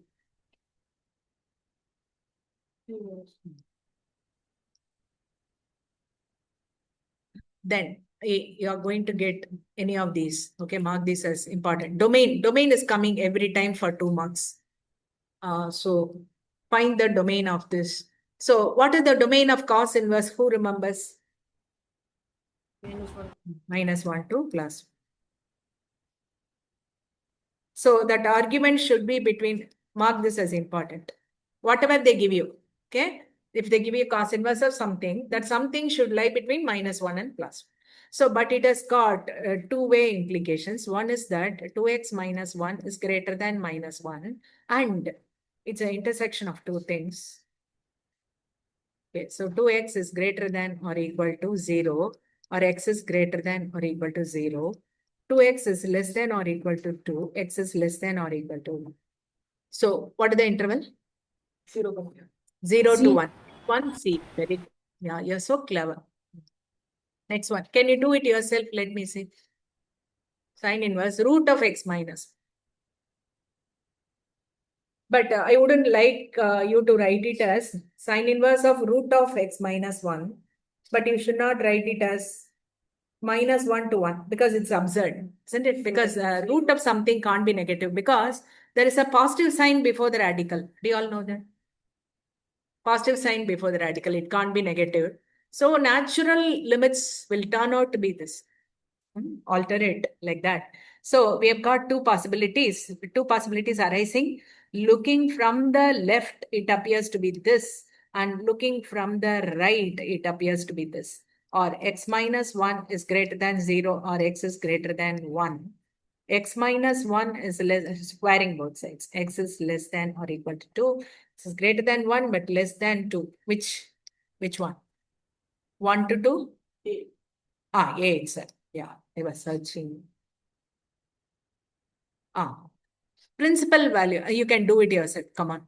Secant inverse of 2, sine inverse of half.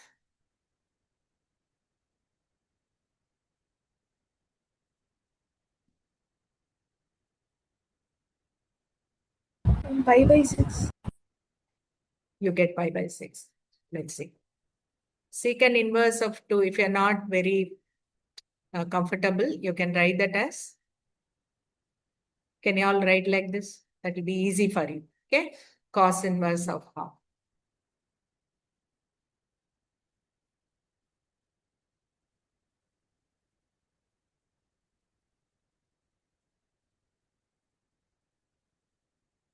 Remember, for sine inverse, tan inverse, and cosecant inverse, the minus sign will come out.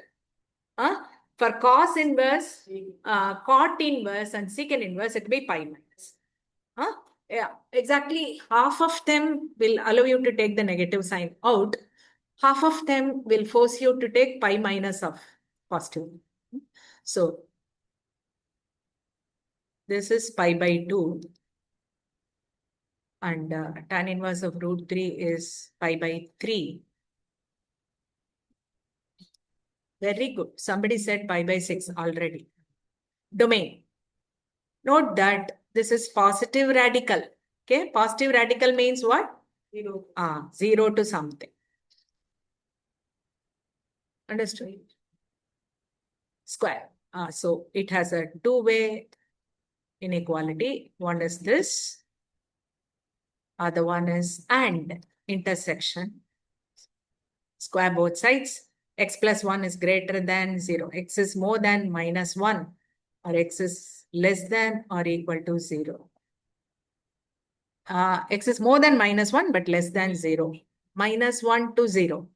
Which one? Option B. Very good. All right. Okay. So we have gathered some momentum. So let's continue. What is the domain of this function? Minus x square. Yeah, here it would be okay to include minus.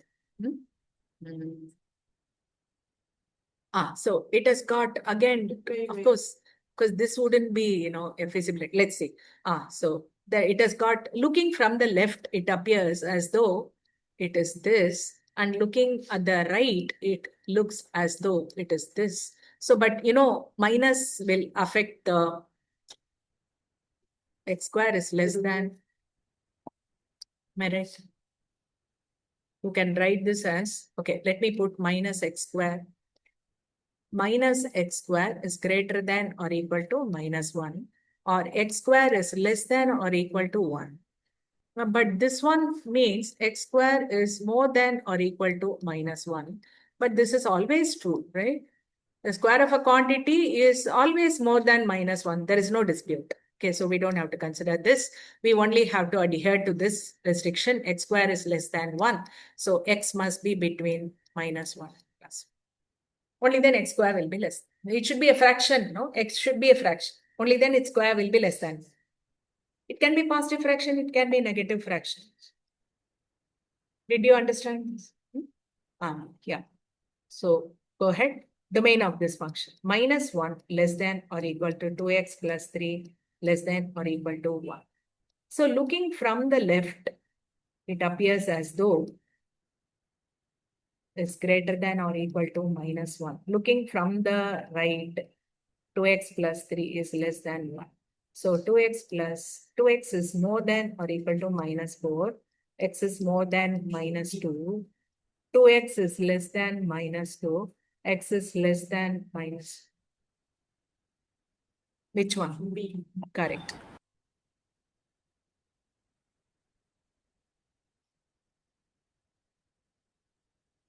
Domain of this x square minus 4. X square minus 4 is less than minus 1 and plus 1. X square minus 4 is greater than minus 1. X square minus 4 is less than.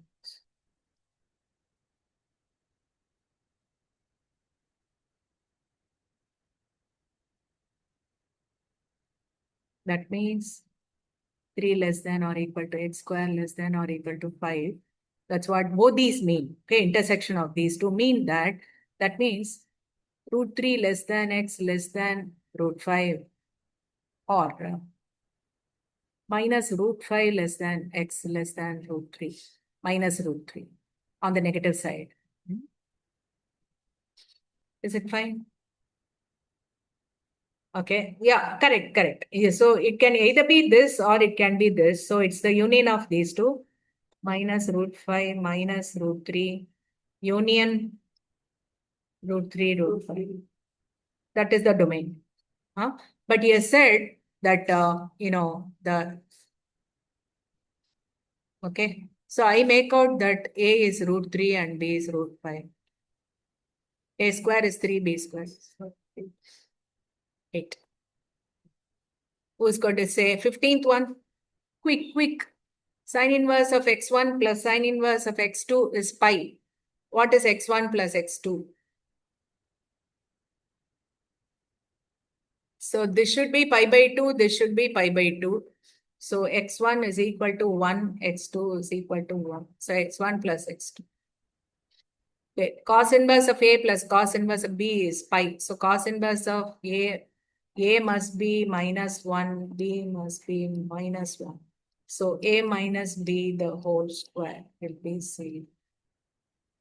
Okay, this you can manage, I think. Do it. Cos inverse of sine of cos inverse half. Pi by 6. Very good. Correct.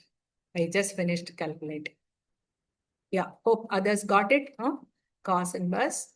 You're all so smart.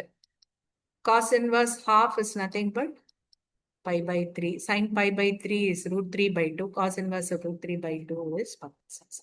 Okay, tell me this. I think we did it earlier, no? Oh, sine inverse. Yeah, nice problem. Sine inverse of, okay, let's do that. Nice problem. Sine inverse cos 34 pi by.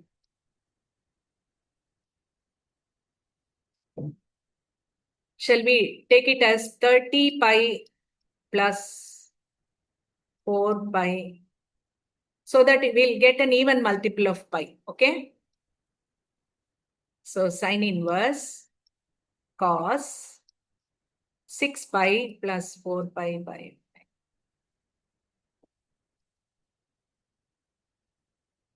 sine inverse cos 4 pi by. But outside sine inverse is there, no? How to manage that? So I should write this cos as sine of pi by 2 minus 4 pi 2. Some negative value, I think. 10. 5 pi minus 8. Minus 3 pi. Minus 3 pi by 10. Yeah, that's fine. Because that's within limits only. Do you all agree? It's less than, I mean, it's more than minus pi by 2. Very much within the principal value, minus 3 pi by 10. Let's see whether it's given as an option. Are you all okay with this? So we should reduce it to such an extent that the argument is, some even multiple of pi plus something. Then you can come to the first quadrant comfortably. Okay, do that always. Can we just finish this? Try this.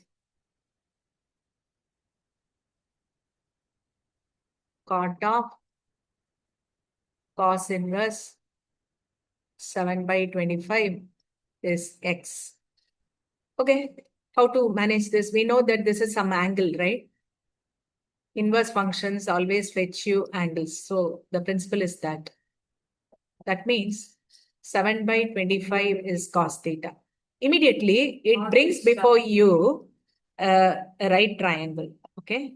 Adjacent by hypotenuse. Opposite side will be 24. So, hello.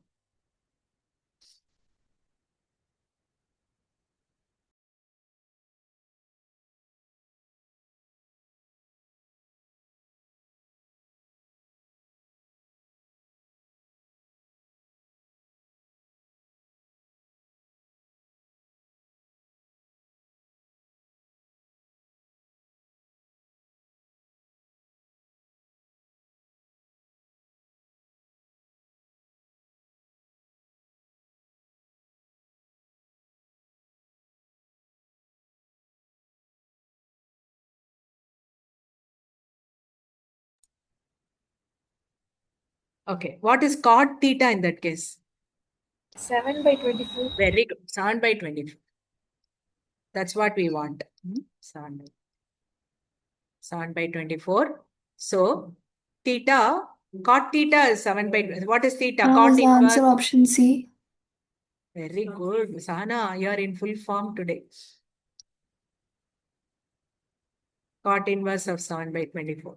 7 by 24 is x. So we can substitute here 7 by 24. So 7 plus 2, 9 root of. Okay. Can you finish this also? One. I got one. Okay. Finish that and this also.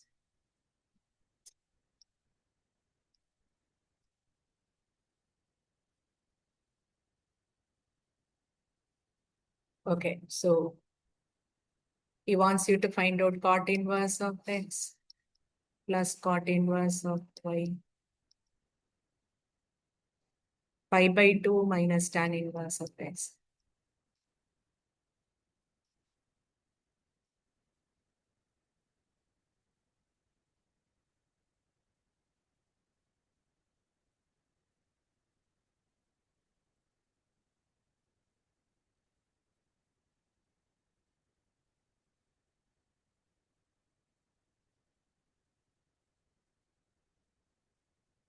Let me know how many of you got this value.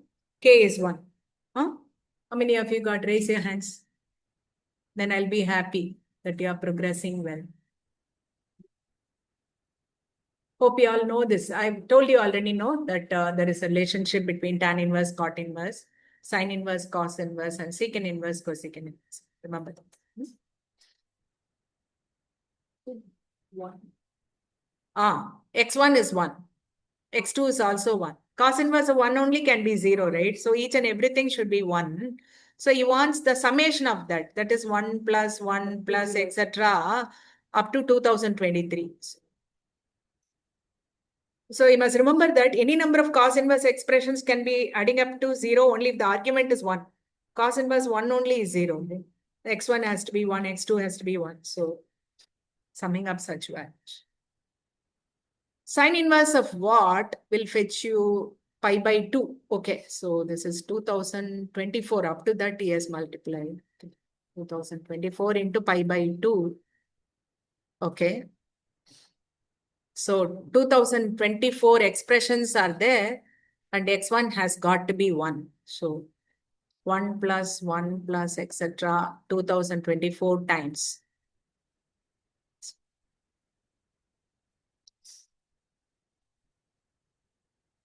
Okay, whose graph is this? I told you, no, such problems will be there.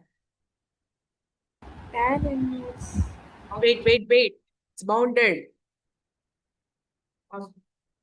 -1 to 1 only. And 0 to pi. Cos inverse. So this is the graph of, see, that's why I told you, you have to have a nice look on all the graphs and then familiarize yourself with all that. Because sometimes they give you the graph of cos inverse of 2x, they give you the graph of cos inverse of x by 2, like that. If they give you x by 2, they will give you from -2 to +2. Okay. Understood.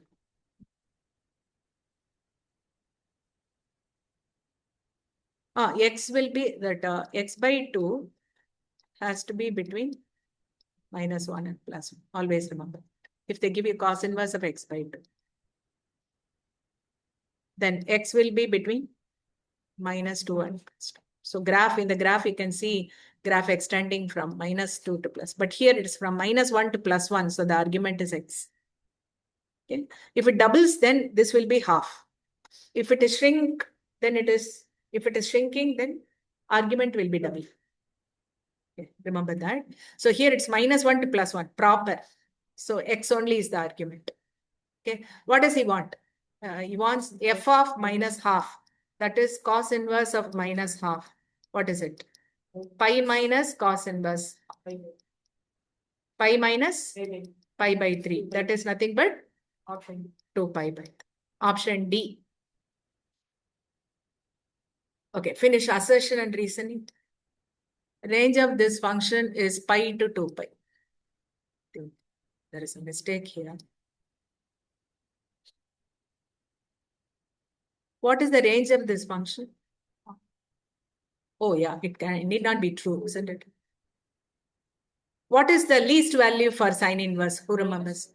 Minus pi by 2. -1. So what is the least of f of x? Least of f of x will be minus pi by 2 plus 3 pi by 2. That is pi. What is the maximum of f of x? It depends on the maximum of sine inverse. Maximum for sine inverse is pi by 2 plus 3 pi by 2. That is 2 pi. Okay. So what is the range? Pi to 2 pi. So this is wrong. The range of the principal value branch of sine inverse. Oh, this is also wrong. There is a print error, probably. We'll take this as. Anyway, this is definitely false, I know. Okay. Next. All trigonometric functions have their inverses over their respective domains. Oh. No. Only in the restricted domains they can be. No? What Because does it mean by respective domain? respective domains, so like sin x is defined from.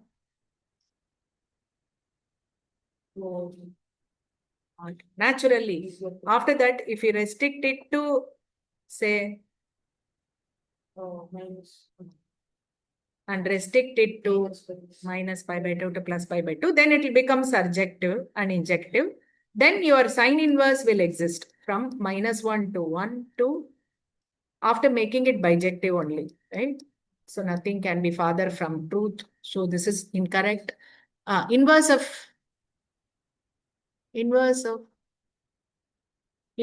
tan inverse of exists. That means inverse of tan inverse of x is tan x. Tan x exists for some x.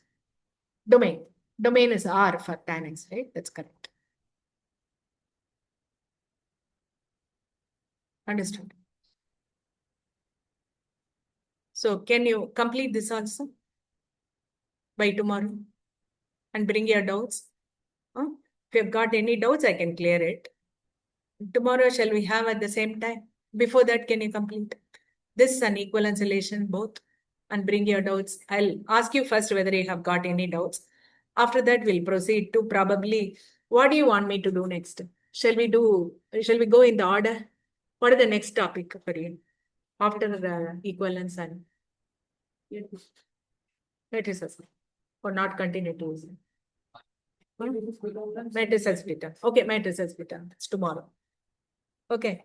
So can you complete this and prepare something in matrices determinants? I've already completed for the other students. I've completed areas, 3D, and vectors. Can you watch them? I have taken these three from this worksheet only. I'd send this worksheet book to you, right? I wanted to complete it. If I have not seen it earlier, I'll send it once again today. And you have to bring me your doubts in equivalence relation and inverse trigonometry. And if time permits, do this also. Areas also, and come prepared for what? We'll do completely matrices and determinants tomorrow. What do you say? 2 topics, massive, that will finish. And if you can finish areas, it will be wonderful. Try that. See, your program should be, apart from your sleeping hours, you'll be having some 17 hours to study. In that, you do one 3-hour paper and you attend class for 2 hours. So 12 hours will remain. In 12 hours, you do massive revision of topics. That's how it should. Okay? You can do minimum of 2 topics in a day. In 12 hours, you can do, right? That's how it should. Finish this worksheet. It has got enough and more work for you. If you thoroughly do these worksheets, you will be more than prepared for any kind of board paper. I can assure it from my side. It has got enough challenge. The element of challenge is there. But plus, it has got many board exam problems have come from this worksheet. Okay. So you can take it for granted that the level of the, board exam can't be even harder than this. That I can assure you. Right? So be thorough with this and bring your doubts tomorrow. What do you say? I'll clear it. After that, we'll go to matrices. Is that heard by all of you? Can you complete by tomorrow? Be resolved to work hard from today. Don't relax just because you have finished chemistry exam. It doesn't mean anything.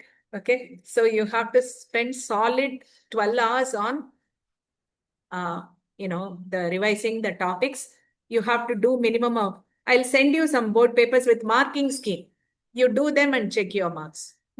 Marking scheme is something confidential, but I can send it from the CBSE website. It's available. I'll send it to you. Okay. Some supplementary paper, whatever may be the kind of paper, the important thing is you get the skill of writing the exam. That's what matters finally. So check the marking scheme and then ensure that you complete those papers within 2.5 hours. That's going to be very important. So do a paper without fail and do massive work for 12 hours apart from that. And do attend the class. That's going to be very important. It's a very small element, but significant. 2 hours, if you spend with me, I can take you to some other level. Okay, that I can assure. Okay, let's meet same time tomorrow. Is that fine? Okay. Let's meet. Okay, spend the time fruitfully.